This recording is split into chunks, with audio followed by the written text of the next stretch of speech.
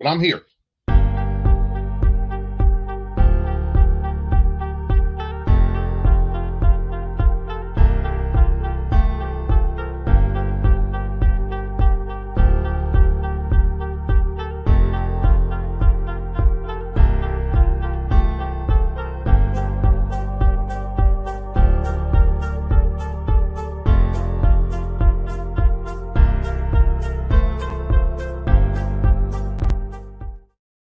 It was the standard issue infantry rifle of World War II, and it was a masterwork of genius and simplicity. General Patton called it the greatest battle implement ever devised. Men trusted it with their lives. It was the one buddy you could always depend on. Fighting men called this trusty rifle by its field name, the M1. And it was also known to friend and foe alike by its inventor's name,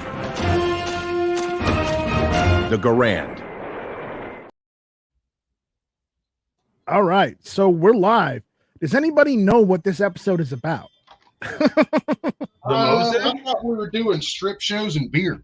No, not tonight. Not tonight. Hold on, wait a second before I turn my cam on. Let me go and put pants back on. You know what it's about, NightStryke? It's about the greatest rifle that stopped all the other rifles from taking over the world. Exactly. That's what it's about.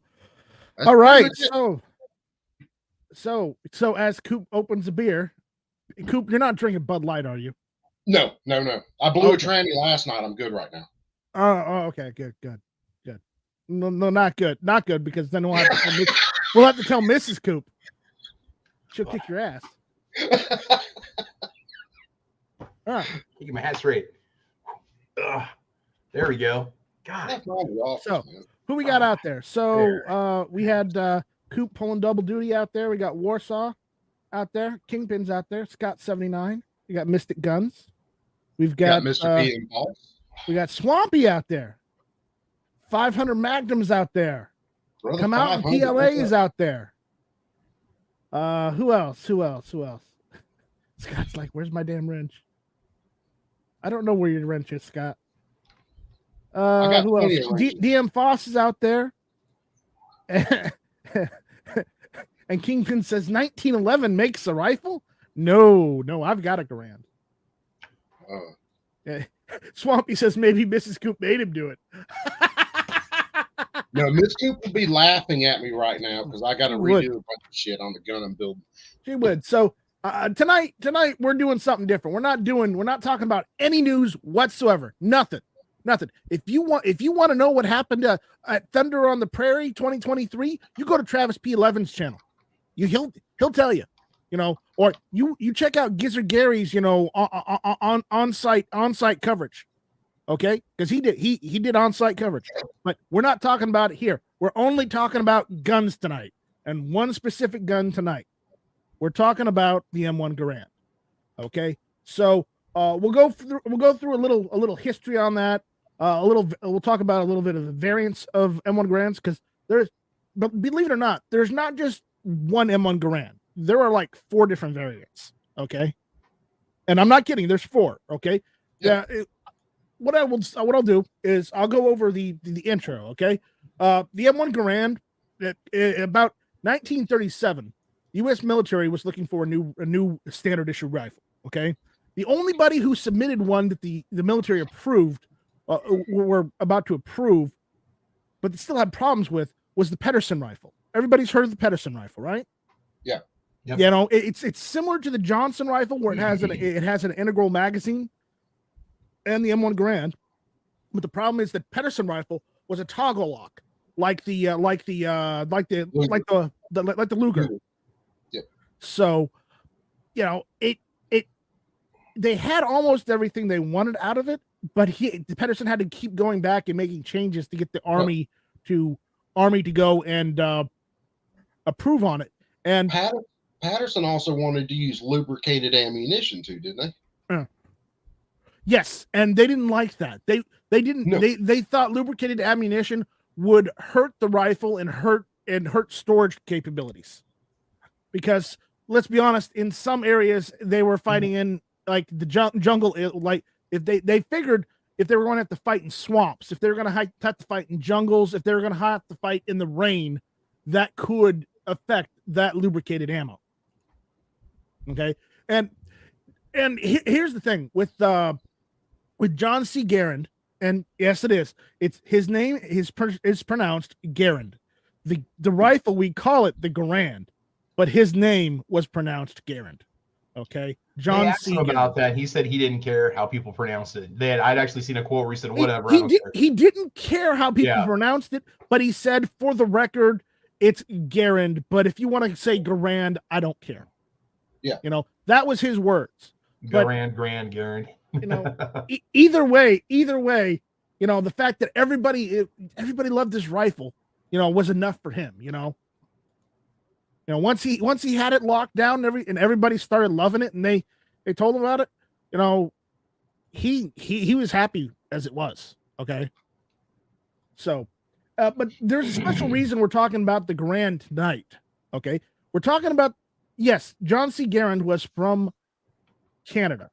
Okay, but here's the funny part. This is gonna be hilarious. Okay, he and his family, his parents, were from the French part of Canada, and they moved down here to the United States for better jobs, and that's why they immigrated here to the United States. And eventually, he and his family became citizens, and you know they moved down here. He went to school, you know, became an engineer, and he went to work for Springfield Armory, the real Springfield Armory. And he went to work with them. He worked with them from like 1919 to 1953. That's a good number of years. You know, there's some other stuff about John Garand. You know, he had a son, and his son didn't do anything important. Obviously, he just, you know, basically rode the coattails of his father. But he was the youngest child, so, you know. But because he had an older sister and he had two siblings. So, anyways, but his son died in 2019. So I just wanted to throw that out there because I looked it up. But his son had kids, and there were grandkids, and there might be another John Garand down the line. They said that John died in 1974. He was from Quebec if you're from Canada. But Quebec. Or as we like to call it, Quebecois. I don't know. I don't speak French. I speak French fries, but that's about it. So I eat French fries. But anyways, so yeah. So that's just some interesting info. Now I wanted to go over a little bit about Warsaw made a comment out there, and I want to set the record straight, because if you haven't seen the video where me and Mark Novak went and headspaced my M1 Garand, you should go to Mark Novak's channel and look up headspacing the Garand, because he basically threw out the similarities and differences between the M1 Garand, the M1 carbine, and the M14. And if anybody says, well, what about the Mini 14? The Mini 14 is just an M1 carbine that's been, you know, modified for 223. It's really no different than like an M1 carbine, honestly. Yeah, it's basically just rechambered. Yeah. Just your action mechanism op rod is basically it. I mean, that's pretty much the similar. The op rod is different, and the magazine is different. That's it. No, but I mean, like the actual rotating bolt mechanism, the way it, you know, you don't have rotating bolt. But see, that's about as far as the similarities go with the M1 carbine, the M114, and the M1 Garand. The similarity is just the rotating bolt. That's it, really. Except for, you know, the M1 Garand, it did have an op rod, so as the M14 did, but the M14 op rod, they added in a piston to make the gas cycle better, because they're using higher pressure ammo with 308, 762 by 51 than 762 by 63, which is, you know, 30-06. Yeah, Swampy. Mark is a sure enough legend, man. I can watch his videos for hours. That dude is amazing. Yeah. Also, if you haven't seen Mark Novak's video on refinishing some bayonets, watch that too, because some of those bayonets are mine too. One of them is his, and the other two are mine. Hey, speaking of that, I had a question from one of the guys earlier today. He needs an M1 bayonet, but one that's just trash, because he's going to do a little cutting and welding and do a little bit of work on his own with it. Well, so, hell, if anybody knows someone that's got a trash M1 bayonet, hit me up. What I would recommend to him is going and getting one of those reproduction 1903 bayonets and using one of those. You know, like the long one I've got. Just get one of those. Get one of those and use those repros, because they're not that expensive. They're like, you know, anywhere between 20 and 50 bucks. That cat has an M1 that he redid that is so damn sexy that it ain't even funny. Yeah. It is a work of art. And here's the thing about the bayonets of the M1 Garand. Okay, yes, they made actual bayonets for the M1 Garand, but the issue is with the Garand originally, they had the 1903 Springfield rifle bayonet. Yeah, I think that's the 1917 bayonet is what it was. That went on the 1903 Springfield rifle, but it also worked on the M1 Garand. And the interesting thing about that is it makes the M1 Garand look like a pike. And if you've seen the pictures of my M1 Garand with it mounted, you know, I would be afraid of anybody charging me with one of those rifles. Oh, you could pole vault with the thing. Yeah. You can, instead of getting one German, you can get two on the same line. You use it as a paddle if you need to for your canoe. I mean, it's got multiple uses, you know. Yeah. Anyways, you know, joking aside, if you had to stare the other side of that, I'd think twice before doing something. I'd run the other way if I could. So, but the thing about it is, those 1917 bayonets that I'm talking about 1943, maybe 44ish, they cut those bayonets in half and resharpened the ends to make an M1 Garand bayonet during the war, because they didn't have enough bayonets, but they had tons of the old 1903s, and they weren't issuing them to anybody with the 1903s. They were saying that they just had them in storage. So they took them out, cut the blade in half, and, you know, made a bayonet. Yeah. Made a shorter bayonet. And then they standardized the bayonet, you know, that looked exactly like it for the M1 Garand. Then they made another one, which was the M5, that was the standard one for Korea. Yeah. And then the M14 used the M6 bayonet, and you'll see that in one of Mark's videos, because that's my M6 bayonet is in Mark's video. That's an original. It's an Imperial bayonet. The company, the Imperial Knife Co. Anyways, and then, you know, the M7 we know was for the M16, and the M9 bayonet is the standard issue bayonet still, I think, with the U.S. military, even though they don't really issue them anymore. They still have tons of them. So, anyways, you know, we went down a rabbit hole, but I'm talking about guns and bayonets. I'm happy. Rabbit holes are nice, man. And rabbit holes. Anyways, so we're talking about the M1 Garand. And the thing about the M1 Garand is there are 4 different variants of the M1 Garand. Do you know which those are, Coop? Well, I know 2 variants. One is the variant that we probably know the most, and the other one was the variant that had kind of a false end on the barrel to cycle off gas to actually operate the op rod. If that's what we're talking about, or we're talking about 4 variants. The original M1 Garand that was adopted was the gas trap model. Yeah. Okay. The second one was where they got rid of the gas trap. They drilled a small hole to have the gas go and cycle the op rod instead, and, you know, so they had a gas model, and that was the standard issue. The third variant is the M1C, which was the sniper rifle variant, and then they released.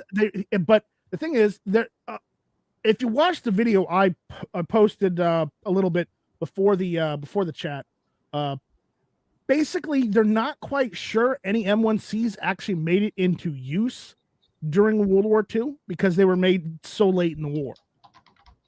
Yeah, but how many of those went on to see action in Korea though? A lot. Enough so that they had to make another model variant called the M1D, which was another sniper rifle variant. Yeah. They had 2 sniper rifle variants of the M1 Garand, the 1C and the 1D. Okay. The difference between the 1D is The 1C had a cone-shaped flash hider you could put on the bayonet lug and get on the rifle, but that wasn't good enough. So what they did is they took the barrel band, the end of the barrel gas band.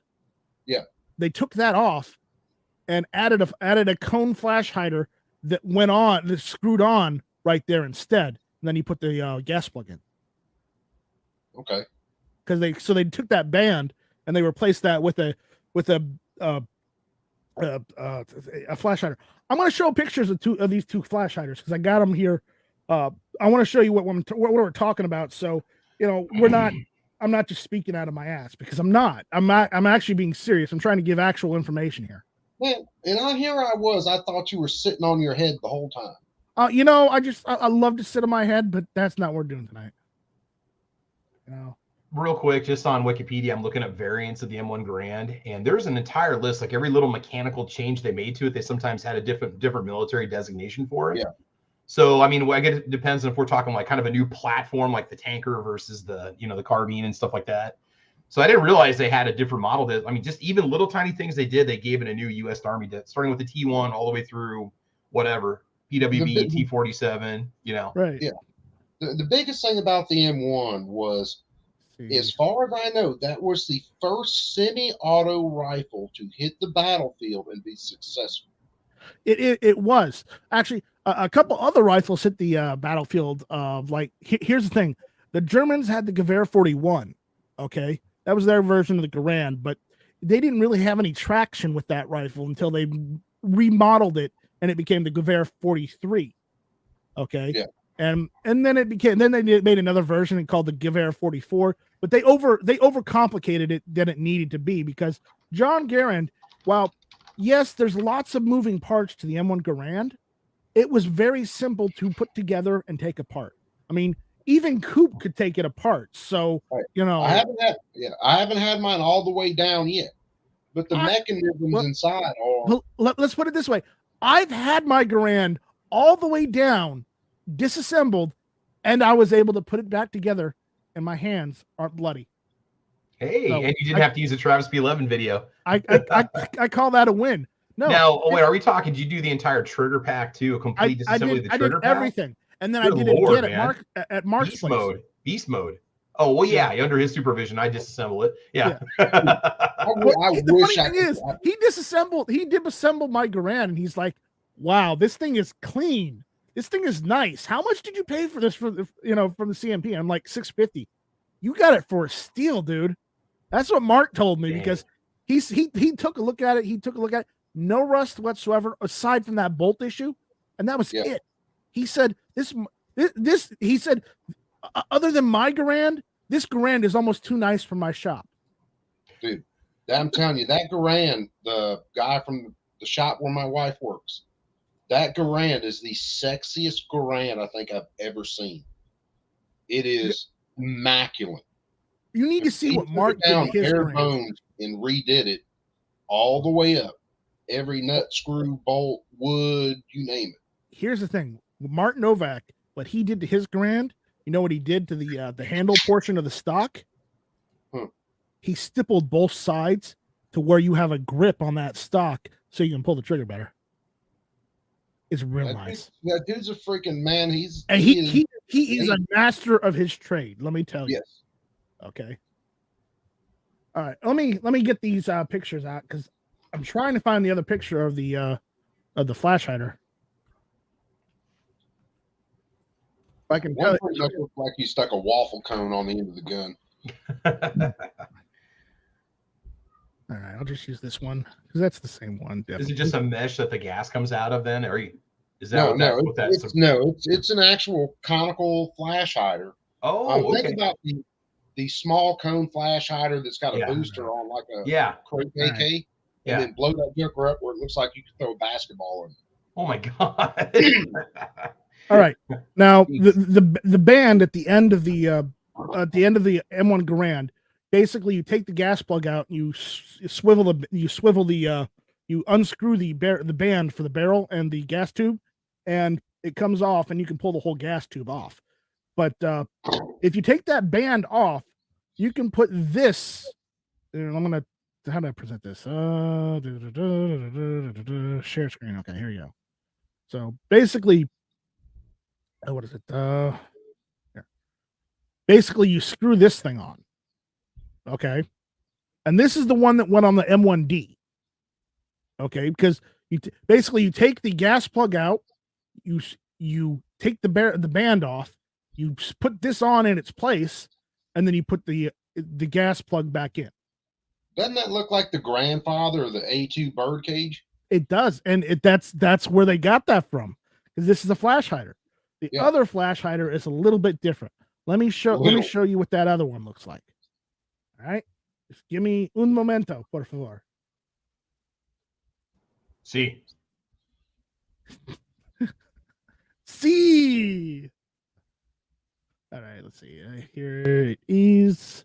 For those who don't speak Spanish, that means yes. Okay, this is the one for the M1C, and I'm showing you guys this because I want you to understand what we're talking about. Okay, basically, this just went on to the end of the barrel, and you just clipped it on and locked it in place on the bayonet lug. Yeah. Okay. I'll try and get you pictures of the M1C and the M1D with these on here so you can see what it looks like. Okay.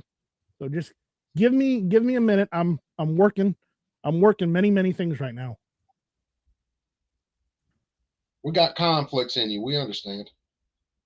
Oh, confidence. That's what I was supposed to say. You got conflict with me? Well, yeah. We got conflicts in you. That's right. You got conflicts in me. You got confidence. What else you got? You don't even want to know. No, I know you're drinking tonight. I don't want to know. Okay, look at Two Live Moo's comment, man. That's Two Live. Paid a hospital bill for $3 grand. $3 worth? Are we talking $3 value, or are we talking $3 right? I hear you, Moo. Hang in there, buddy. Yeah, depending on the Garand, yeah. Speaking of Moo, that's quite the heifer. Oh man! But I heard his udders sag real. Moo ain't got no udders. No, that's utterly ridiculous. Oh, we need to talk about buying one of these too, because I do not have $1 grand in my collection. I'm sitting here. Well, I'll tell you what. When you look at the price, I'm trying to get the picture. So I know that's what I'm talking. Travis. You do your thing. I'll keep people entertained. So when you're looking at the prices of grands, it like a really nice one. Just looking at what other guns cost nowadays, what they ask for like certain ARs and AKs, it's like the Garand is like a steal. You can get like just a beautiful pristine one. Like $1,500, $2,000 will get you a good one. But even entry level, we're talking like $900 on Gunbroker. That's a lot of gun for the money, man. If you look at what they're asking for, we're gonna talk about that a little later. I'm excited. As soon as we're done with this, because there is a way you can get one for cheaper than that. Oh, you're talking about let's not spoil it. I shut up. Come on, man. I'm trying to do a good job. Don't ruin it. Just keep nursing your stones, okay? I'll give you stones. They'll probably give me stones one day. Keystones I'm talking about. Probably have stones. Anyways. Flying Rich, what's up, brother man? All hey, right. Swamp Dog Armory's out there.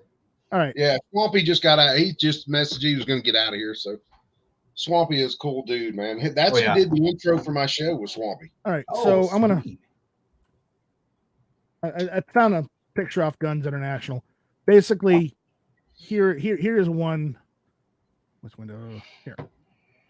Well, basically, I should say. Basically, this is the flash hider on the M1D. Okay. Yeah. That's how it goes on the M1D. And the only thing is it's almost the same scope. It's on the M1C.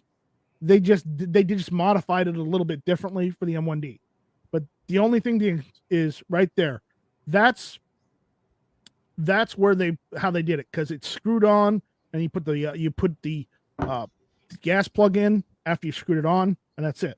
Now the other one we were talking about, okay, the other one we're talking about is this one right here.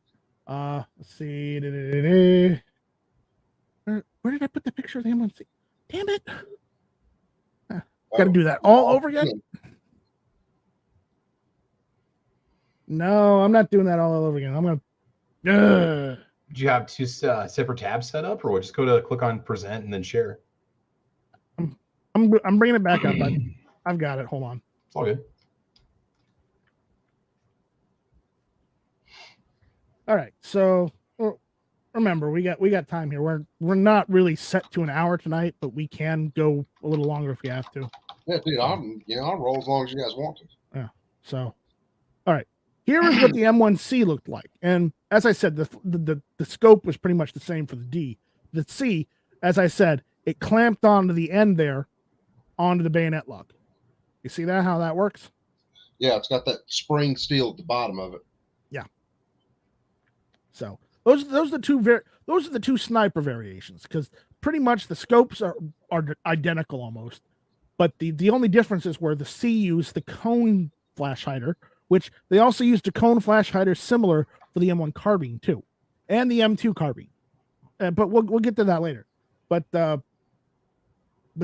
that. And the M1D had the more cage style flash hider. So there's that.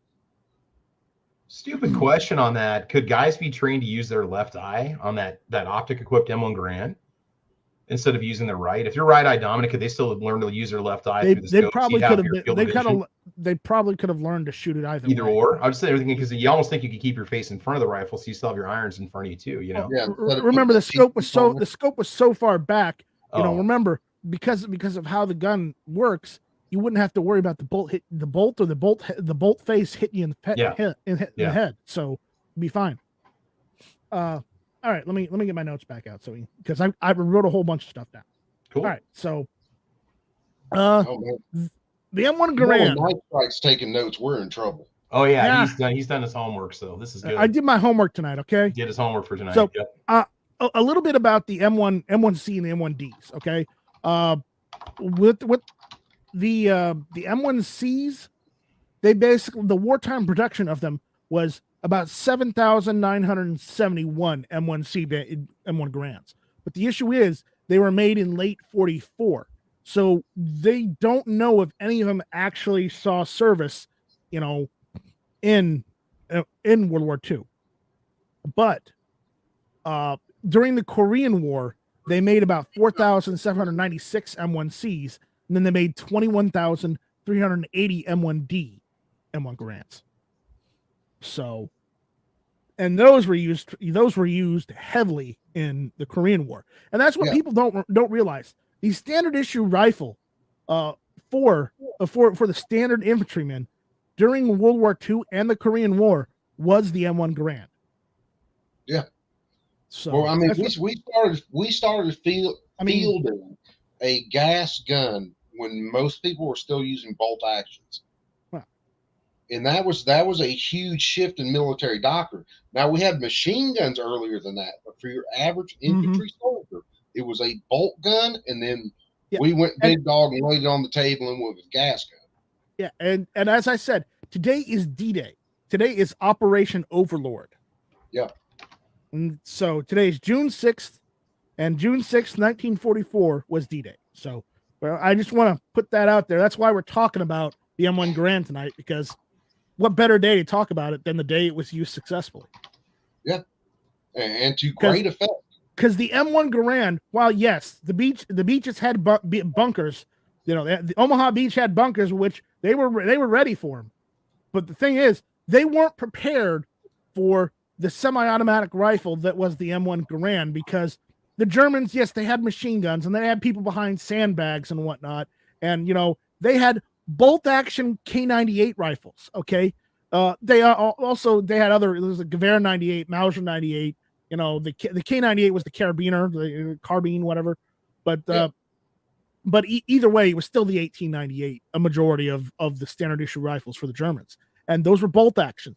And you know how hard it is when you get a sight picture, you're using iron sights, and most of them were using iron sights. You know, you have to shoot, pull the bolt back, pull the bolt up, pull it back, load another round, close the bolt, and then shoot, and then reacquire a target and shoot. With the M1 Garand, you had 8 rounds in a clip. Okay, so you would acquire a target, shoot, acquire another target, shoot, You would be able to do that 8 times, whereas the Germans were having to reload after every shot. So it was a huge advancement to put just about every soldier on the field with a semi-automatic or a full automatic gun. Because you had the Garand for your line soldiers, then you had Browning BARs for basically your light machine guns, which was a hell of a gun. Now, that's not to say some soldiers weren't issued the 1903 anyways, because it was before the Garand, it was the standard issue rifle. Not to say the 1903 wasn't still issued as rifle, but they wouldn't issue that into a squad without issuing a couple guys with the Garands because of the sheer number of them. And the manufacturing for the M1 is very interesting, because that was probably one of your first mass-produced semi-automatics where just about every gun you could interchange parts on. That was a huge thing. And according to my record, the only country during World War II that we lend-lease Garands to were England. Yep. We only lend-leased M1 Garands to England during World War II, and that was right after the Dunkirk battle. Yeah. And the number of M1 Garands that we went and lend-leased to the English was about 38,000 of them. He's getting fed on camera. There you go. Approval. Hey, she's come so far since we've been married about her cooking. It ain't even funny. Good. Tell her she's got good cooking. We talked about that the other night. Man cannot survive on Hot Pockets alone. No, he can't. Well, no, I'm a good cook by myself. So. Or beef sticks. He's getting scored. Yeah, he's getting scored. I've seen that before. Yeah, I've seen those eyes. Those eyes are shifty. Yep. Shit. Wait till them eyes are mad. I mean, they're not right now. In a minute. No, not at all. You do I can't even. Right? Yeah, that redhead. Yeah. Yep. All right. That's kind of the if you get a Puerto Rican woman mad and a redhead mad, they're the same magnitude of mad. Really?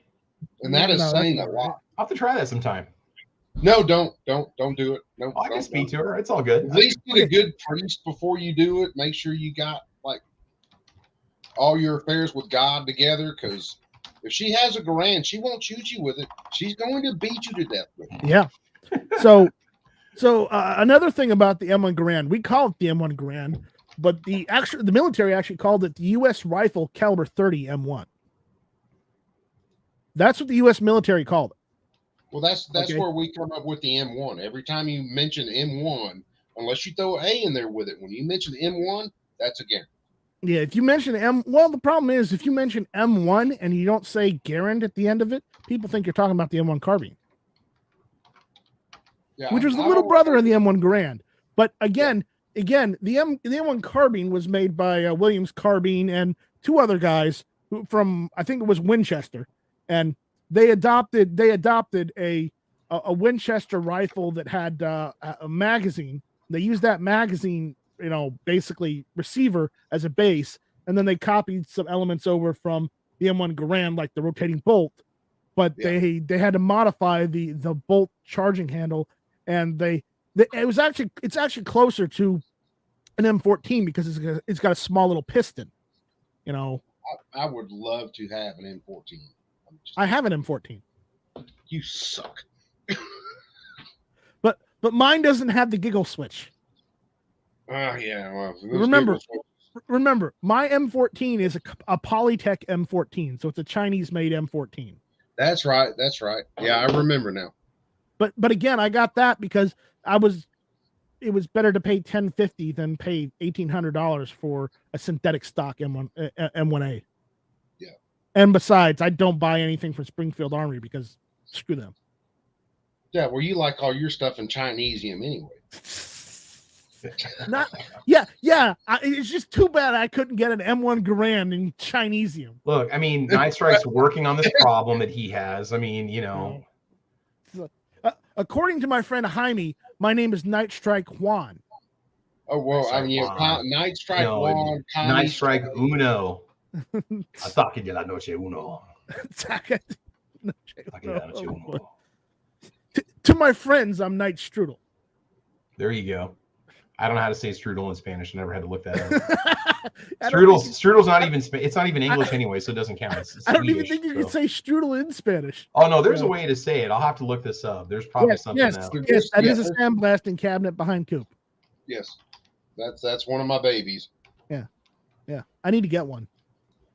They are handy. They are. Yeah. They are. They can be aggravating, but they are handy. Yeah. Anyway, so some other stuff about the M1 Garand. There's a website I frequent that has just literally all information about the M1 Garand. Like if you need part numbers to make a complete rifle, if you need to know what date your serial number range rifle was made in, if you need to know what serial numbers were destroyed, if you need to know what manufacturers made the M1 Garand, there's a perfect website for it. And that website is US Rifle Caliber 30 M1.com. I'm going to put that out there. Maybe that video you sent us made me cry when I realized that they were in Alabama, in Birmingham, were throwing M1s basically into giant wood chippers and just destroying them. See if that Although I still wonder how many of those went, whoops, oh, that fell over there. I'll get that in a second. That's the website where you can get literally all information about the M1 Garand. And there were more than a couple manufacturers, okay? We all know about Springfield Armory, the original, okay? We know that Winchester made some. We know that Harrington and Richardson Arms made some, H&R. We also know International Harvester made some, okay? International Harvester was a big manufacturer of farm equipment, weren't they? Yeah. Yes, yeah, they made tractors, they made trucks. Actually, funny thing is, they still make trucks today. They just don't make tractors anymore. Maytag also made them too. Technically, that's right and they're wrong, because technically they make new trucks today, which they identify as tractors, but they're not actual tractors. Yeah. I don't understand the whole semi tractor trailer crap that these trucks are. And I'm not a trucker, so don't ask me how that works, but that's how they work these days. Anyways, the US Rifle Caliber 30 M1.com is a great website where you can get a whole bunch of information. They literally got it all listed out. So I found out that my rifle was made, January of 44. So mine could have been at D-Day, because it doesn't take 6 months to get over to no,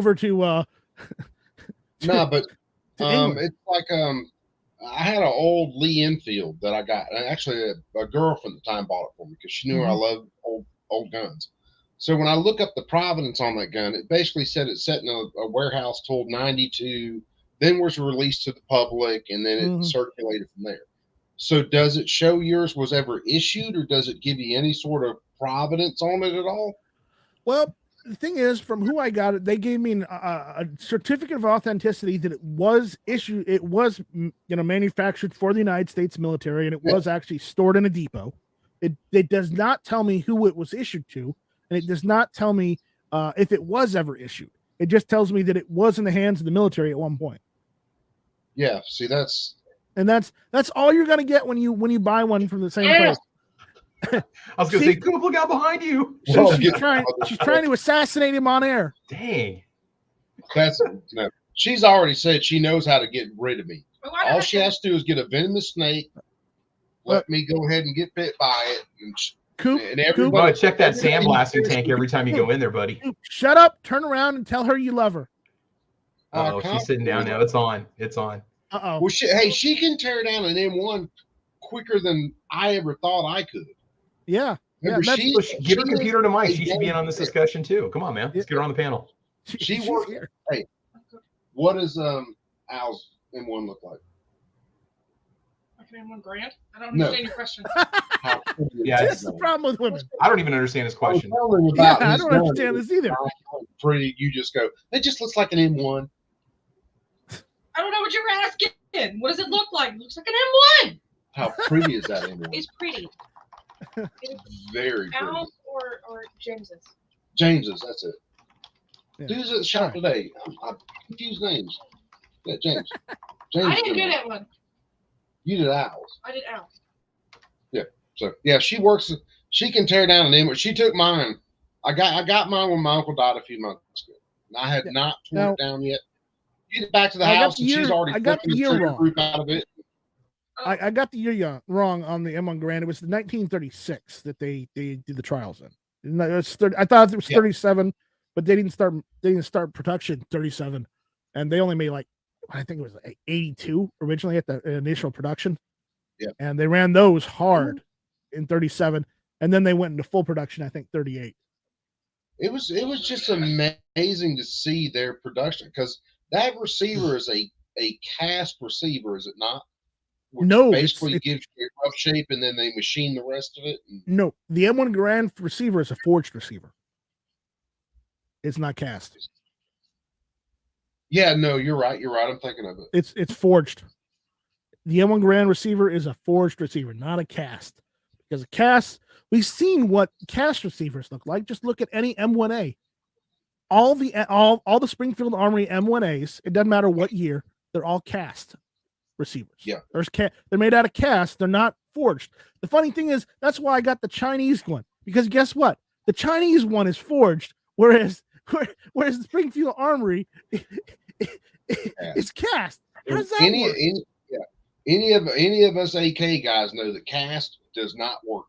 Not like you that. don't want cast. It doesn't work. Especially with high pressure ammunition. Just no. Oh yeah. No.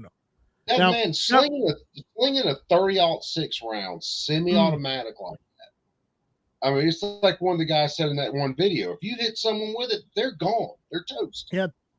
Yeah, and that's the thing. That's why the United States government adopted the M1 Garand over the Pedersen rifle, because Pedersen wanted to use, I think it was like 274 Pedersen, 276, or whatever Pedersen was. The problem with the Pedersen round is it wasn't as effective as the 30-06, because the 30-06, and this is the old United States military thinking, the 30-06 had knockdown power like the 1911. Look, my biggest thing about the Pedersen is talking about lubricated ammunition. There's one gun, I can't think of which one, but it basically had an oil reservoir in the receiver, and it was oiling the rounds to make extraction easier, basically. Right. But who wants to have to? The amount of gunk and crap you're going to catch from that is insane. And I won't argue with Scott out there, who Scott's saying the Johnson was better. It was better than the Pedersen, but it's not better than the Garand. It's just more expensive than the Garand because there's less of them. The thing that gets me about the Garand when I think about it is that top load clip. It just that design for some reason is like, it's ingenious. Yeah, but I guess I'm so used to thinking about modern firearms with a mag, you rock and lock or you push in, instead of having something go all the way through and then eject out the top of the gun. I want to mention a comment out there, so let me mention a comment. Okay, I'm going to click on this one. So, okay, so Sore Bicep says you can do a FOIA request for M1 Providence. Records are rather limited to 80s and forward. And do you know why that is? That's because there was an archive records fire in the 1970s that got rid of a lot of records for Korean War veterans, Vietnam, World War II. A lot of records were lost because of that archive fire. How do I know? My grandfather's records were burned in that fire. Even though he had his whatever the Korean War equivalent of the 214 was. But anyways, I just wanted to, address that. And again, we were talking about the machine that destroyed those M1 Grands. That was known as Captain Crunch. Yes, that was an awful thing. But then there was a resolution in the government, and it got passed that they can't destroy M1 Garands anymore with that.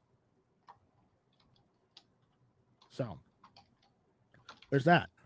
All right. The M1 Garand, it was in service from 1936 to 1957 as the standard issue rifle.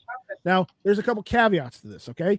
Because, in 1957, they adopted the M14, and they used that until they adopted the M16 in Vietnam. But the thing is, some units in Vietnam were issued M1 Garands, and then they were issued M14s, and then they were issued M16s towards the end of the war. But there are accounts of Dude, that has to be crazy. I was going to say, that has to be crazy to go from a gun like the M1, which is a tank, and then they hand you the space-age piece of plastic with this little 223 round. No. See, if you watch that video, one dude says, we were in this one division, we were issued M1 Garands, and we were fighting against the Viet Cong, and they had M1 Garands too, because they had either picked up or got from somewhere else, because at that point in time, they were everywhere. Apparently, they probably got them from Japanese, from those who were fighting the Japanese. But the thing is, that specific unit says he was in that. Then when they started issuing the M14s, he was issued the M14, and he's like, okay, this isn't so bad. It's pretty much like a Garand, but with a box magazine, which it's a little more complicated than that. You know it, I know it. Everybody else who is a gun guy knows it. But for the standard layman, it's just an M1 Garand with a box magazine and flash hider. That's it. That's all it is. Okay. But that was the same thing that video said. And it shoots 308. And remember, the bullet in the cartridge of a 308 and a 30-06, same bullet. The only difference is same bullet. Brass cartridges are different sizes, and there's different amount of powders in both cartridges. That's it. That's the only difference. Yeah, it's still shooting a 30 caliber pill. Matter of fact, you can, I can shoot a 150 out of a 30-06, and I can shoot a 150 out of a 308. Yeah. So, or I can get and that's just 160 something out of a 308 and shoot a 160 something out of a 30. Now, about the M1 Garand, the standard cartridge for the M1 Garand was the M2 ball, which is about a 150 grain 30-06 full metal jacket bullet. Yeah, that was the standard M2 ball. I didn't realize their standard was that light. Yeah. Because when I'm hunting, I'm using at least a 168 grain with a 30 aught. Yeah. Well, you can, but you have to be careful with the pressure, because if you're shooting new commercial ammo, you have to worry about pressure, because some new spec 30-06 full metal jacket ammo from new commercial, the powder is stronger than the powder was back then, and you could bend your op rod. That's why I elected to get the Schuster adjustable gas plug, so that when I shot my gun, I could adjust the gas plug to cycle it, and once it started cycling, then I set screw in there and just shoot all that ammo, all that same type of ammo, because it's spec'd all the same. That way you don't break, you bend your op rod. And some people have said if you shoot between 145 and 150 grain set 30-06, you won't bend that op rod. But I've also heard horror stories from people who have bent their op rods, and you don't want to you don't want to bend the operating rod on M1 Garand, because that's about $300 to replace. Well, and don't forget, Federal makes an M1 Garand grade ammo, or they used to. I did a video on it. Federal does. I know American Eagle does. Yeah, I also know American that Eagle, if you want M1 Garand spec ammo, PPU pre-partisan, they make it all the time. They make them all the time, so you can get PPU 30-06 M2 ball all the time. It might cost you a bit more, but hey, it's the M1 Garand.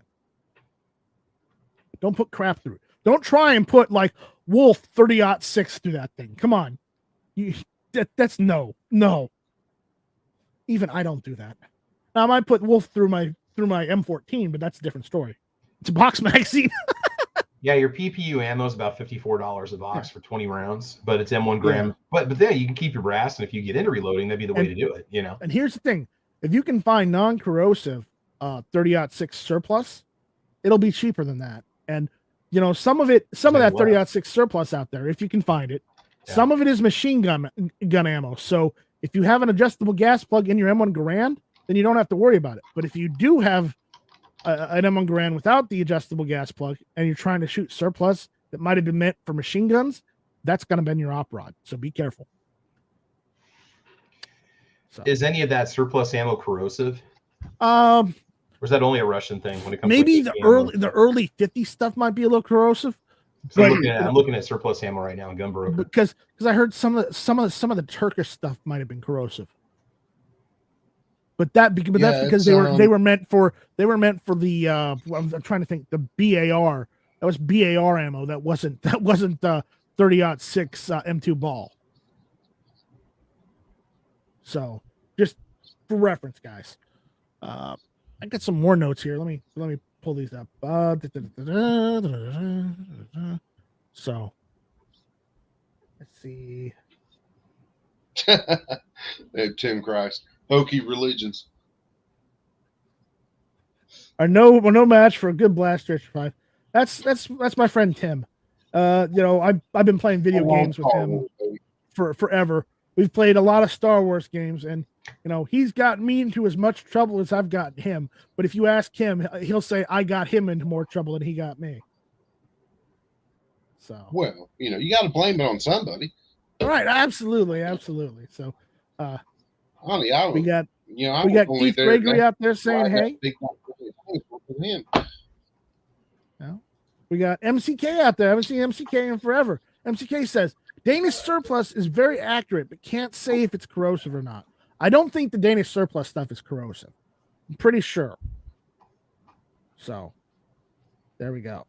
But again, you can find there's a lot of I would be wary of the stuff that came out of Africa that what Royal Tiger Imports are selling, because that stuff might be corrosive, and God knows how they stored that stuff. So be careful shooting that stuff. It's talking about you feed me the chicken when you come in. Oh. You can get his fat ass up and go upstairs and get some more chicken. All right, so all right, let's talk about the M1 Garand and prices and whatnot. Travis, can you pull up Gunbroker real quick for me? Yeah, I can tell you right now. I was judging. I just looked up buy it nows, by the way, going from highest to lowest. Just look at either buy it nows or look up take a shot, which is that's their best offer. You can go as high as $7,000 right now for the most expensive one that you're going to get. And that's based off the number, and that's, or you can go as low as 900. I can just tell you that right now. So okay, now if you go through the civilian marksmanship program, and that's where you do have to do some paperwork, okay? And if you're going to order from the CMP, basically you're going to have to do paperwork, and you're going to have to show them your U.S. birth certificate. I know you don't want to, but you have to, because you have to prove that you're a citizen, and your driver's license is not proof. Okay, a U.S. issued birth certificate is proof. Okay, from a state or U.S. territory. Okay. I can't say I was born in another country, but have a birth certificate from Hawaii. I think that's a state now.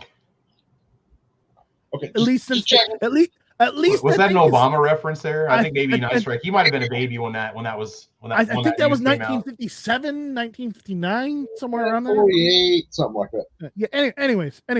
Now we're gonna get to the BM-59 Warsaw, but technically that's not an M1 Garand. Okay, so we're gonna get to that after we get done with the CMP.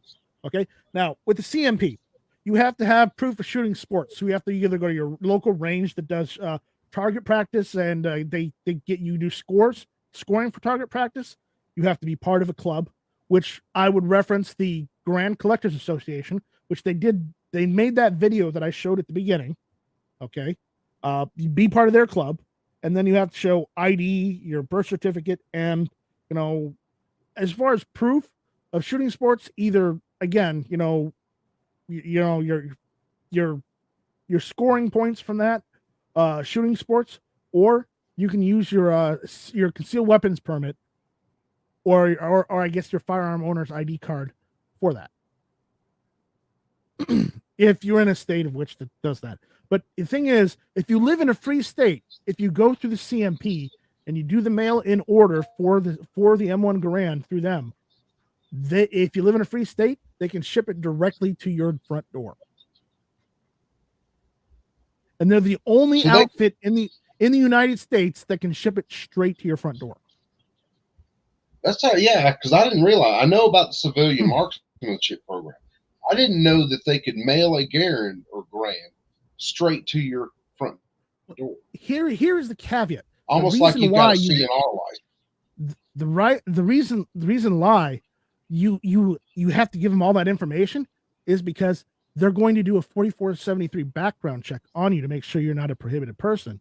And then when they find out that you are clear to go and you're clear to give the rifle to, they can ship it straight to your door. And the price that they got listed on the website of the CMP, I think it's thecmp.org, the price they have on the website for the M1 Garand is the price of the rifle shipped. That's crazy. And it comes in its own plastic case with a certificate of authenticity. Okay, so mine, we were talking about mine.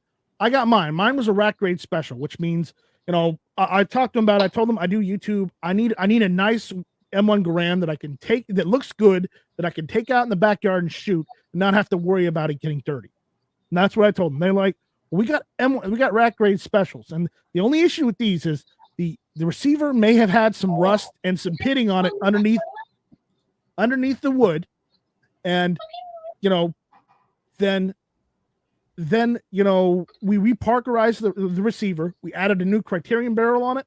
We added new parts into it, and we added a new CMP cartouche stock on it. And it was literally a new rifle when I got it because it had a new barrel on it. So, and I paid $650. I think their current rack grades are going for about $700 right now. So you could get into an M1 Garand if you submit the paperwork. You can get a rack grade M1 Garand for $700 right now. And no, I'm not giving people prices and whatnot. The civilian, let's talk a little bit about the civilian marksmanship program, so people know what it is. Okay.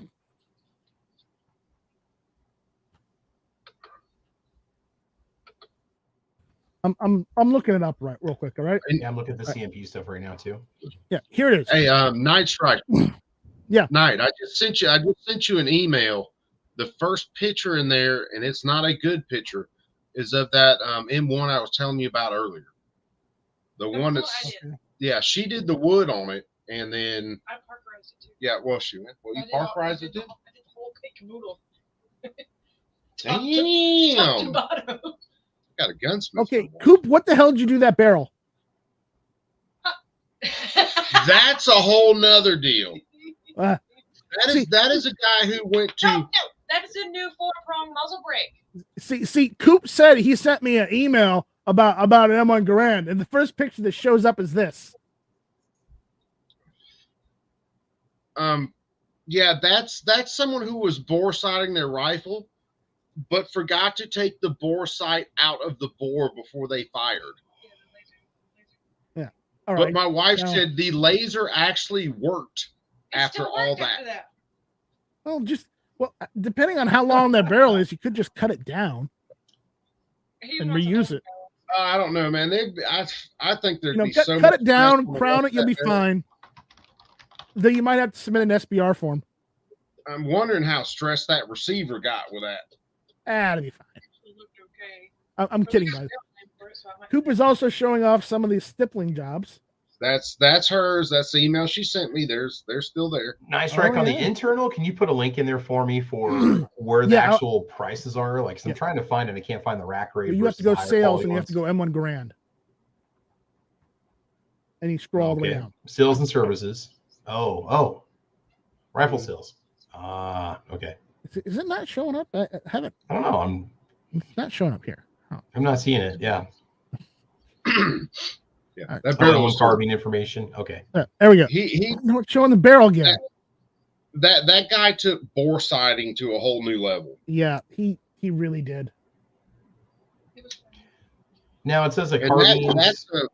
that's a brand new. They don't have M1 carbines Still got anymore. the sticker on it, Savage Axis rifle. Here, I'm gonna rotate the picture, all right? So people can actually see it. I know it's not the greatest picture of that M1. I wish I'd have done like a little short video of it up close. Yeah. This I rotated the image so you could actually see the damn gun. So yeah, that looks fine. That looks fine. The workbench may need a little bit of cleaning up, but otherwise, that is not my workbench. No, that's the workstation of a genius right there. That's what that is. That is. That's a mad scientist, maybe, but a genius, that might be a bit of a that's what my countertop looks like during my cleaning videos. So. No kidding. Kingpin is right. Bugs Bunny stuck his finger in that barrel. Definitely. Yeah, probably. That's the first thing my wife sent me that picture when I realized what went on. I went, nice shooting, Elmer Fudd. Right. All right. So I'm trying to get all this stuff in here. So let me keep running here.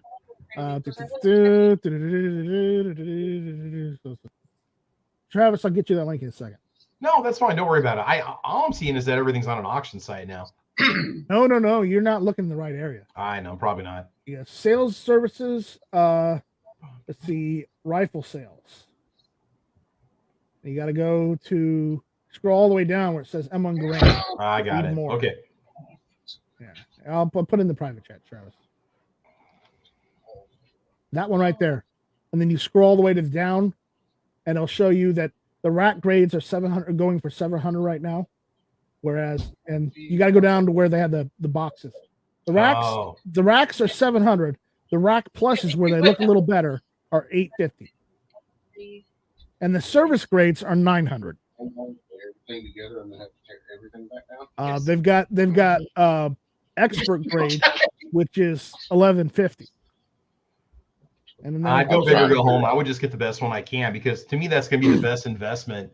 Just honestly, hold on to it. Honestly, I'm going to tell you right now, it doesn't matter what grade you get, you're still going to get a decent rifle, because they go over those things. Like when they get them in from wherever they were, they go over them, they scrub them down, they get them ready, and they go out the door. And they're only graded because of what condition the receiver is in. And if the receiver's in a bad condition, they go and treat it if they can treat it and bring it back. And if not, they take it out of service and just get the parts and put the parts on a rifle that could use them. The ones that are 1450 have International Harvester receivers. That'd be freaking sweet. Yeah. And 1450, I mean, looking at what I'm seeing over on Gunbroker, that's the only convenient thing about Gunbroker is you don't have to go through CMP to get it. And it looks like, so when if you want to sell that CMP rifle, do you have to own it for so long before you can move it out? If you had to sell it for some reason, you have to keep it for a year, or is there anything special about it? You can, if you have to sell your M1 Garand after you bought it from the CMP, you can, but they really don't want you just buying them from the CMP to resell them at higher prices. People do get blacklisted for that kind of thing. Yeah. See, I thought you could only go to the CMP one time. No, you can order up to 8. You can order up to 8 a year, is what it says. 8 rifles a year. You can order. Yeah. You can write. From what I talked to them on the phone, they said you can order them all at once, or you could span them out all throughout the year. But you can only order 8 Garands a year. Yeah. See, I was under the impression you could only go through the civilian marksman program. Yeah. One time to get 1 Garand. Right. I'm trying to sound like I'm on forgotten weapons over here or some shit. You are forgotten weapons, but well. So just to let people know, guys, I'm gonna put the link out there for the CMP, and I'm also gonna put the link out there for the GCA. The GCA is the Garand Collectors Association. That would be the club you would need to be part of in order to buy an M1 Garand through the CMP. Well, your local ranges will sometimes offer you that too. Like local ranges may offer that too. Ours does. But to not need to have to worry about that, you go to the GCA, pay them $25 a year. They give you books. They give you your own ID card saying the GCA member number here, and then they send you tons of magazines of just awesome information about all the different M1 Garands, what areas they were sent to. Like they got a whole thing on the ones that were sent to Southeast Asia, ones that were sent to Africa, ones that were left in Europe and then sent back. Yeah, from actual companies. All the Lend-Lease programs, all that shit. See, here's the thing about the M1 Garands. They weren't Lend-Leased until after World War II ended. Yeah. After the Korean War. Because the only country that was Lend-Leased M1 Garands during World War II, as I said, was England. And we only gave them 38,000 of them. That number seems so small for World War II. Yeah, but this was after the Battle of Dunkirk, okay? You know, where they were all stranded on the island, they had no guns. Where a bunch of civilians came in with their boats and rescued their asses and shit like that. That one. Yeah. So question, NightStryke, if you get yourself an excellent grade, is it going to affect the value if you decide just to make your shooter that you just want to take to the range and put rounds through? Is it going to affect the value? If you're not going to let's just say you're only going to put like 500 rounds through it over the rest of your life. As long as you keep it clean, Travis, and do tabletop reviews, I don't think you have any problems. Well, I'm kind of curious because, I mean, would you want to spend the $1,450 on one to get an excellent grade one? Well, there's $1,700 for an excellent grade on Gunbroker, but then use a lot of people buy a lot of M1 Garands, the CMP. Some collectors buy them, you know. Yeah. In the GCA, there's three types of collectors from the GCA. There's collectors that want to collect them all. There's collectors that want to shoot them. And then there are collectors that want it at the day it came off the assembly line. Those are the three different types. For me, anything for me, I'm the type of collector that I got one. I may want more, but if I'm gonna get one, I'm gonna shoot it and enjoy it because that's what I got it for. Some collectors that collect the Garand, they don't shoot them. They get them to use as safe queens that they never touch again. And some of them want ones that were, as they came off the assembly line, no parts have been replaced. And at the end of this discussion, I'm going to send you guys the link to the GCA's video that I referenced at the beginning that shows you, and it goes over some of this stuff. It gives you a lot more in-depth information than I could have, because I could go on for, another hour talking about this and give you information, but I don't want to talk your head off. See, mine, my uncle got that. I think it was all redone at the Redstone Arsenal. I don't think it had ever been shot after it was refurbed. Right. Not too long after I get it, I'm running at least a few clips through it because anything I get, I'm gonna shoot. My M1 Garand came from the Anniston facility. Yeah. You know where that one is? Yeah, Anniston, Alabama ain't too far from me. Yeah, that's where mine came from. And the thing about it is mine, I don't know if mine was the ones that came from Southeast Asia or where it came from, but the issue is it wasn't in the greatest condition when they got it, so they had to basically sandblast the receiver and reparkerize it, and then add new parts to it. They added a new barrel, they added a new stock to it. Literally at that point, they've sandblasted the rifle, gotten all the rust off of it, and reparkerized it. It's a new rifle at that point. Man, I've got to do some parkerizing. I've still got. The only issue with mine was the barrel. The barrel had some rust on it. That was it. And well, not the barrel. The bolt had rust on it, and the bolt was an unissued bolt. That's what the U on a bolt on M1 Garand bolt stands for. That's an unissued replacement bolt. Huh, I didn't know that, man. That's good to know. And a couple different markings, like H&R will mean it's an H&R. Winchester, or W will mean it's a Winchester bolt. Springfield Armory will usually be an SA and a number, which is a production number where they produce the parts during these years. You can all find that information on those parts off of US Rifle Caliber 30 M1.com, because they tell you the part numbers, the NSN numbers, all the numbers you would need to know what parts were made during what years. That's crazy, man. That really is. That amount of information. So when I bought my rifle, the only thing wrong was all the parts were period specific or good enough for war production. They may have been replacement parts, but they had war production years. Yeah. So they may have been They may have been touched up. They may have been reparkerized. They may have been re-oiled and everything. That's fine. I don't care. I wanted a shooter. Okay, so I didn't mind if any of the parts had been redone. Okay, now the big boy in the video where one guy, they're sitting at the table talking, and the other guy's like, "I'd never shoot this," and big boy at the table is like, "I'd shoot the hell out of you." That's me. I'm gonna run around. And that's what I was saying. Those are the three types of collectors: the collectors that want one that was used in a war, the one that wants one that just came off the assembly line, and then the one that wants one but he wants to shoot it. Yeah, I can't see myself as much, and I'm not the guy who I equate guns to car guys a lot, because car guys are the ones. They can look at a set of headlights coming down the road and tell you what it is. Yeah. I have a love of machines and firearms. Me too. But I'm not just going to tell you, hey, that's a 57 Chevy. I'm going to try to run it down the track. Uh-oh. Mrs. Wayne is out there. High water. Hide your PSA daggers. Mrs. Wayne is out there. Hey, Mrs. Wayne, how's that pimp hand? That's what I ask her every time I see her in the chat. How's that pimp hand? I know she's love got to be keeping Ron in check. She's always. How's that pimp hand? Is that what you just said? Pimp hand. Like, I'm talking to Ron on the phone one time. She's like, "What did you say? What did you say?" Yep. She got to keep him straight, baby. Ron can't catch a break. I tell you that right now. He'd catch a broken leg. Speaking of cars, he might be able to catch a drum brake, but that's about it. Dude, don't get me started on drum brakes, man. that might be the start of my insanity right there. Drum brakes on a 93 Ford. Yeah.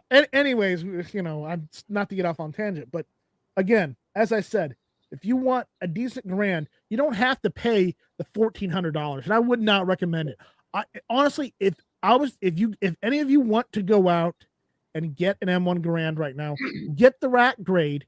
And if you need to get some of the rust off it, if it has any rust on it, you get the rust off, and you'll have a nice shooter right there. It won't look 100% pristine, but still, even after you get the rack grade, it's still going to be worth about $1,000 anyways. Well, hell, that rack grade right there, again, equating things to car guys, that's like getting the running 57 Chevy that just needs some work. Yeah. Because you can reparkerize, like the couple of guns, the one that James had, the one that Al had, which they deck theirs out. They're not like period looking correct. They've got serious looking shine to the stalks. The parkerizing is immaculate, but they run their guns. Even with that kind of finish on them. Mine isn't finished like that. The wood is probably close to what you would have seen back in the time where they were being issued. You're all good. I almost steal Ron's. If I own something, I want to run it. Yeah. That's just me. Ron says, I gave up a long ago. Yeah. Ron got that PSA dagger. He let Misty shoot it. It was over. Yeah, and then I lost mine. In a tragic transaction with Ron. Man, I will never forget when I was doing cooking. What was it for Christmas last year? Having everybody on stream and shooting the shit in the background. That was so freaking funny, man. It killed me. So Travis. Yeah, man, go ahead. Have you ever shot an M1 Garand? Yeah, I've done several videos on one, a cleaning video. Yeah. The one that I had that Stan loaned me from SS Pawn was a non-numbers matching. He just bought it as a shooter. I believe it was a Springfield.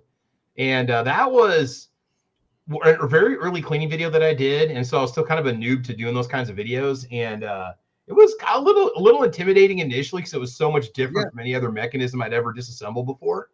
And so there were some things that I was super, but then when I borrowed his M1A SOCOM Springfield later on, it was just like piece of cake. It's like, oh, I've already been through this, Yeah. Yeah. Wonderful. I mean, I'm looking, I really feel like that's definitely become another bucket list rifle for me. Yeah. Let me tell you, The first time I got mine out of the box and I took it out in the backyard and shot it, let me tell you, I was so happy.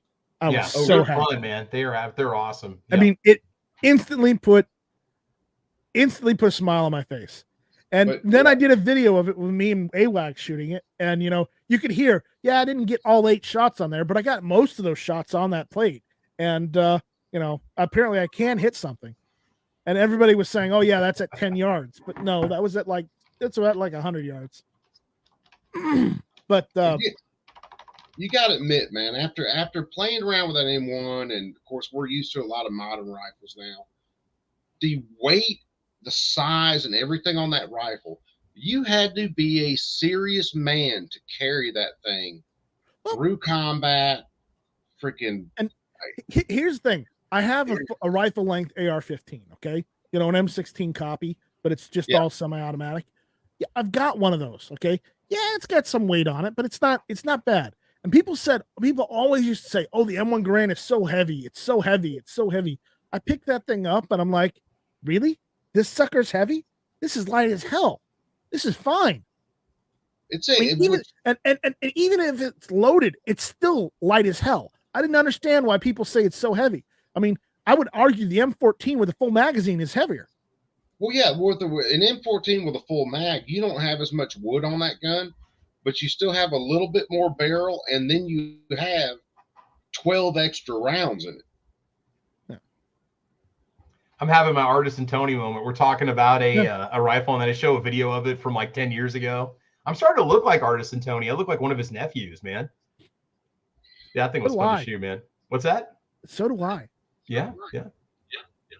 That M1, man, it was a tank of a rifle. It was. Well, I mean, we say was, but you know, we have them now. I know a cat right now that he used to shoot competition with him. He has a couple of Garands that are, you know, well, he's got one that's scoped, and he's got some other variants of it that are, you know, all national match grade barrels and shit like that. And those things they're shooters, but they are beautiful shooters.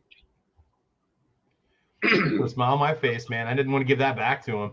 Oh man, when my uncle, you know, when he passed, and me and him had talked about it before.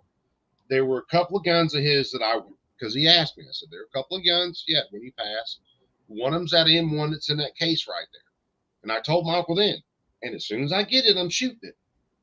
And the other one was a 03 Springfield, but he had it sporterized back in the day. Right. And me, much as I hate that gun being sporterized, it was a gun me and him had always talked about.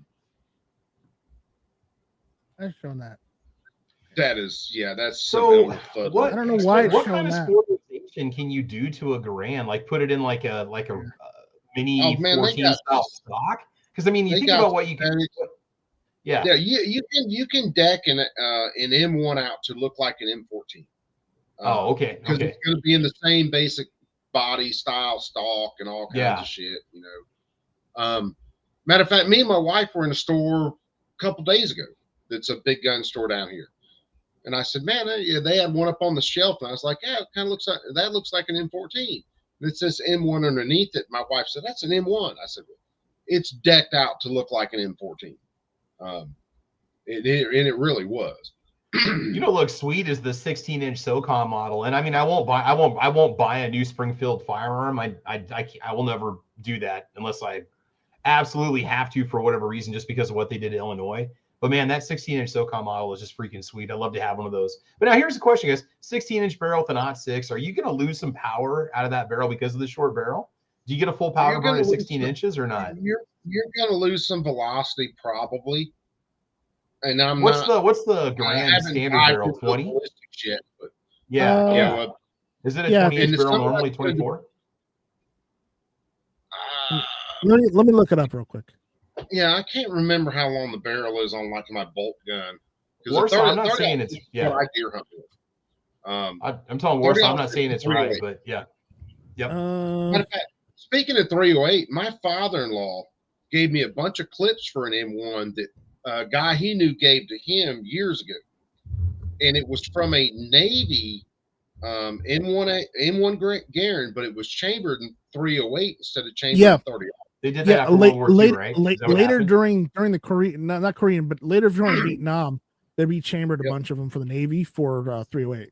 Yeah, I didn't realize they had done that. My father-in-law said, "Man, I can't remember how many he told me. He said it's a big ammo box." He's like, "Man, I got plenty of clips for you." He said, "Just take all the 308 out of it." And I said, after they adopted the M14, they also took a bunch of M1 Garands and rechambered them in 308 for tankers. Yeah, I never looked. That's where you get the tanker Garands that were in 308. That's what those are for. Yep. And the only thing they did. And only thing they did was they welded in a new a stopper that wouldn't allow you to load 30-06. It would just only allow you to load 308. And they just put a stopper. Every clip he gave me, I loaded with 30-aught, and they're fine. The stopper was in was in where the bullet guide. Oh, the gun itself. In the gun, yeah. Yeah, in the gun. That's where. Yeah, it was in the gun. So you couldn't load 30-06 in it. You could only do 308. Yeah. All right. The barrel length was 24 inches on the M1 Garand. And see, this is why YouTube sucks. Because if I had known we were doing a show like this, and I could have brought that from my uncle and showed you his gun, I would have done that.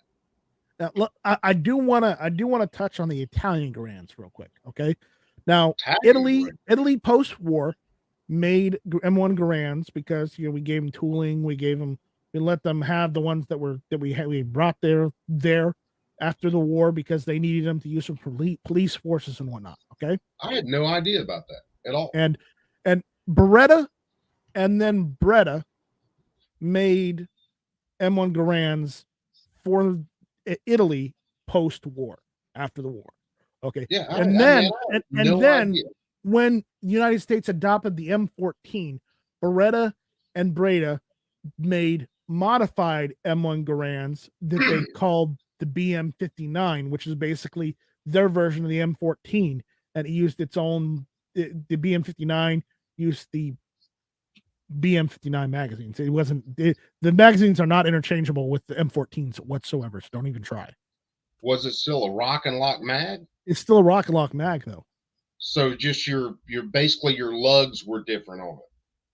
Because what they did is they basically took an inch off of the receiver. Dude, my dad, just for a funny little story, early on in his military career, they had him out in White Sands, and that was part of their marksmanship training. Warsaw, a lot of people had him. Yeah. A lot of people had him. But they were doing their marksmanship training. Right. And he got this old ragged M14 that they were hitting targets with. And he said the sand in that gun just jammed that gun up so much. He said he would have shot better than expert if not for clearing damn malfunctions in that thing. And that's the funny thing, because from what I heard from those that were in Vietnam were in the areas that had sand, they said that the M14s just did not have any problems. It was just a ragged out gun. My Uncle Bobby went to Vietnam. I think he might have got over there in like 65 or something. Mm-hmm. He got over there before Marines were getting the M16. Right. And he said the initial M16 he got, he would have traded you for M14 every day of the week. Right. Because he said it was a piece of trash, which we all know there were problems with chrome on the bolt and different powders that shouldn't have been used and all this shit that the government just completely screwed up with that gun.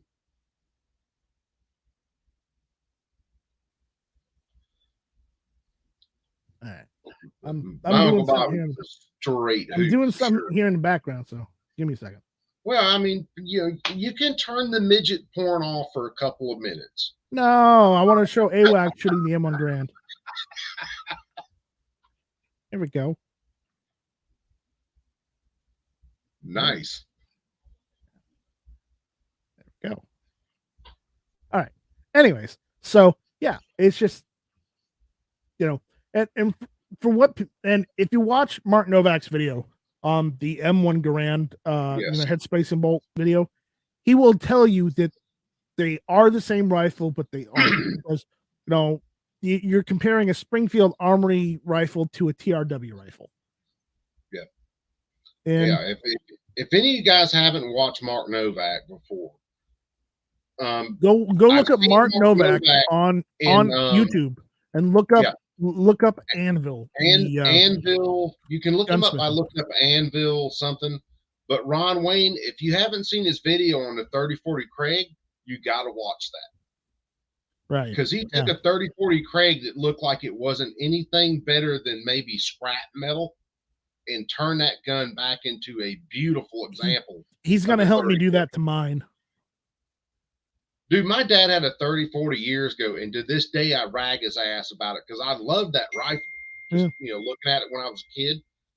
And it ended up being some horse trade, and anyway, he got traded. Got that. For anyone that wants to know, okay, I want to put this out there, okay.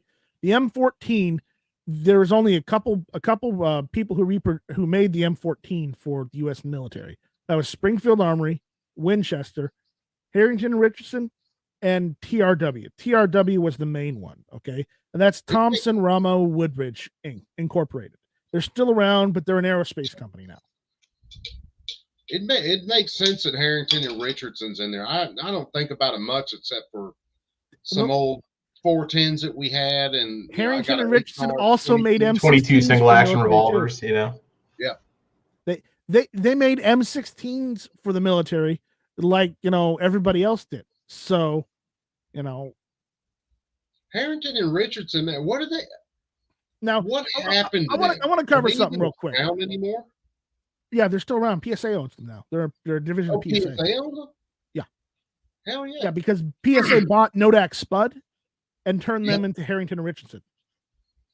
Nodak Spud bought the rights. Makes some good AR receivers. Yes. So Nodak Spud is making the H&R receivers. So. I'm sorry, Mikhail. I said AR. It was AK. I'm sorry. Yeah. Don't hit me with lightning. Remember, he didn't believe in God. He's down there. Hey, look, man, he made guns so good, God gave him a pass. Yeah. Anyways, I'm not going to go on there because I don't want to get in trouble with the Russian Orthodox, right? So, anyways, but we're gonna close this down a little bit, but I want to cover something real quick, okay? The video that I'm gonna put in the description. It's America's Rifle, the M1 Garand. It's a good watch. You should watch it. Now, here's the topic I'm going to broach right now as we're talking about the Garand and other rifles the United States military has used. The M1 Garand was America's second rifle because, as we all know, America's first rifle was the rifle the Minutemen used, the colonists, the revolutionaries used in the Revolution, okay? That's the flintlock rifle, okay? Yeah. That was America's first rifle. America's second rifle, just by sheer volume of them, would be the M1 Garand, just because so many of them were made, so many people used them, okay? That's America's original rifle. Now, the one that is America's rifle today, love it, hate it, vilify it, is the AR-15 because of sheer volume of it. Okay? Anyone wants to argue, but what about the other rifles the U.S. military adopted in between the M1 Garand and the flintlock? They weren't made in the numbers that the M1 Garand and the flintlock rifles were made in. That's the problem. In order for it to be America's rifle, it has to be used by almost all of America. Now, and unfortunately, only few rifles fit that category. NightStryke, the M1 was a rifle that got developed and went pretty much straight to the military, correct? Yes, it was developed by someone working for the military. Because remember, in years of I think 1990. Anyways, up until I think it was the 50s or 60s, Springfield Armory was a research and development division of the United States military. Yeah, but see, look at, and this is kind of where I nerd out a little bit. Right. The AR-15, of course, was originally marketed to civilians. See what people don't realize is the AR-15 was made before the M16. Yeah. That's and I nerd out sometimes on the timing when things hit, because you go to this big wooden tank to this super plastic, almost space age deal at the time, and I still think that had to be a hell of a shift for a soldier that, he went through basic and all of his training with this big tank of a rifle, and then they hand him this black piece of plastic with aluminum. They go, the fuck? Right. What am I going to do with this? Yeah, and then the 223 round or the 5.56 versus the 30-aught. You're going from 30 caliber down to damn 224, or 22 224, and that had to be a hell of a damn shift for some of those old guys that served in World War II, served in Korea, then went to Vietnam, and they saw the progression of it in their military careers. Right. So, yeah, I think I've pretty much covered everything that I can on the M1 Garand. If anybody else has anything, they'd like to add to the chat, go ahead. When this becomes a video, go ahead and just make a comment and let us know if you have anything to add, to the conversation that enhances the knowledge of the M1 Garand. Again, the cmp.org, the letter C, the letter M, the letter P.org, for if you'd like to get one, if you meet all the criteria. Yeah. Use the CMP. Go ahead. I was saying, and at a very good price. Yeah. Now, also remember, the G, letter G, C, letter C, A, letter A. The GCA.org is the club you want to join if your local range does not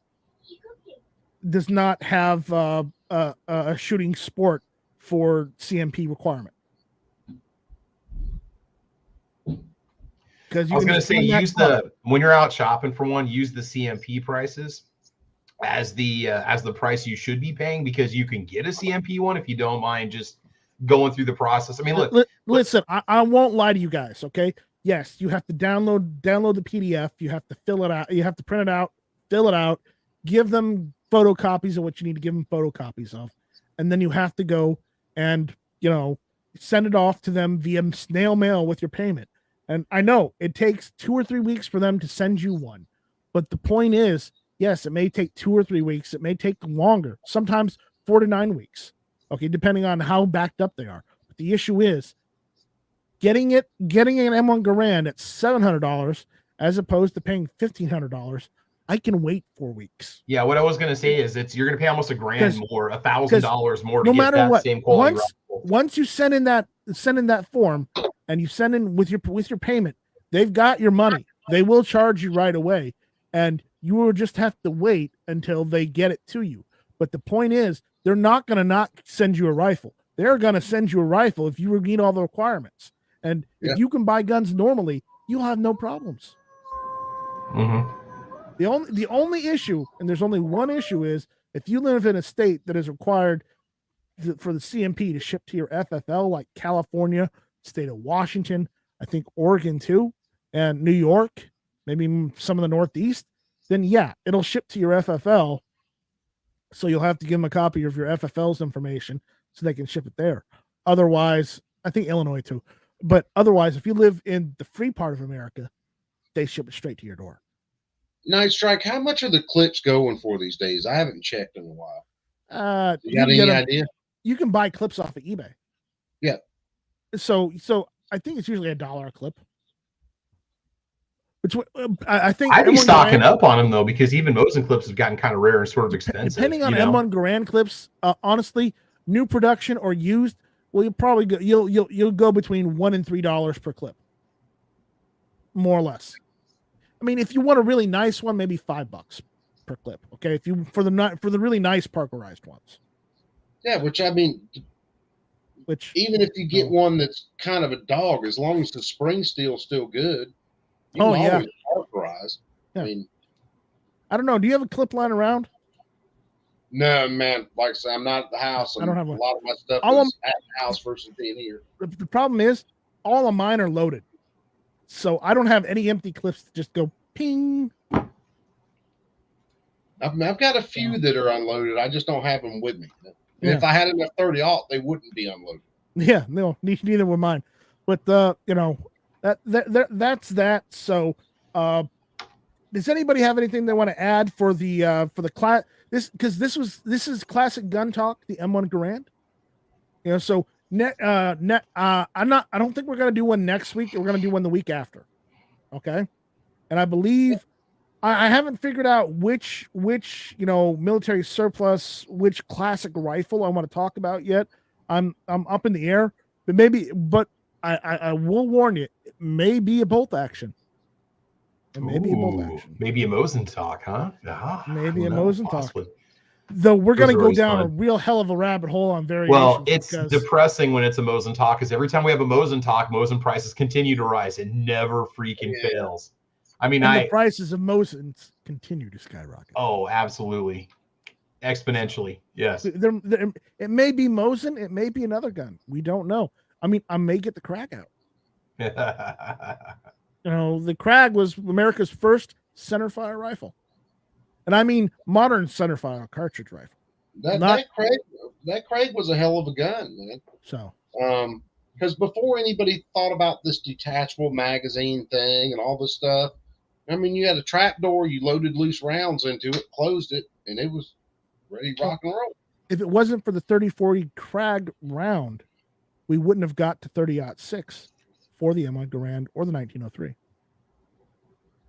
Let's think of that one. So on that note, guys, we will see you on the next one. This was Classic Gun Talk, the M1 Garand. Thank you all for listening. Thank you for being here. So remember to give us your comments. If you got any comments, if you got any rifles you'd like us to do a video on, go ahead and put those in the comments. Give us a like. Subscribe if you haven't subscribed. We're going to do more of these videos because we're just talking about the guns, showing them pictures of them, because we can't show them off live because you know how YouTube is. Because YouTube sucks. They're like one of my bands. They're buttholes. Butthole surfers. Butthole servers. Yeah, that's right. So with that, we will see you guys later. So thank you all for listening, and we'll see you on the next one. So, guys, remember to like, comment, and subscribe, because without your input, without your comments, I don't know which way to go on this. So I want to keep talking about guns, because I have more enjoyment talking about this stuff than actually going through news. So let's kind of continue on and try and make this work for a little while. All right. So we'll see you guys later. Thank you for being here. Felicia, let's go to the CMP. CMP. We gotta have some sort of like if we do Mosin talk, Des Bedonia Felicia. We'll try to have something Felicia gun related every time. So Das Vidania, Felicia. But can't you go to the CMP to pick the rifle up instead of having it sent to you if you really want to? Can't you drive down there and pick it up legally? You could go actually with the CMP. They're an FFL, right? Yeah, they are an FFL. You literally could go down to the CMP Anniston, Alabama, and just buy one straight from the store. If you have a club, your club card on you and your CWP, you can go pick it up. Or you can go to Ohio, the Ohio store, and get one too. So I'd probably get an excellent grade one, because I mean, I'm looking at like what I was trying to say with the $1,400 thing is, like, to me that seems so expensive for a rifle, but I'm like, no, look at the guns that they're selling now. There's bolt guns in my local Shields that are $1,400, and they're just modern hunting, and they have no appeal to me. Like the only time that I think that the M1 doesn't have value is I remember taking apart the M1A SOCOM and doing a cleaning video on it. And it was new. It had like a cool like camo finish. It's not the same. You look at Mark's video. Mark had them both apart. They're not the same at all. What I want to say here is that you take it apart and you're staring at these parts. I'm like, okay, this is $1,850. There's like, is it really worth nothing there? It's a plastic stock and it's like 12 parts. Believe it or not, why the hell is this $1,800? Believe it or not, all those parts are actually only worth about $500. Yeah. Oh, I believe it. Well, Stan had it kind of hopped up a little bit, but still, it's just like I'm like, there's nothing here. There's like 2 pounds of I wouldn't be able to justify $2,000 for something like that. Other than the fact it looks badass and look cool sitting in the corner of my room, but still. Hey.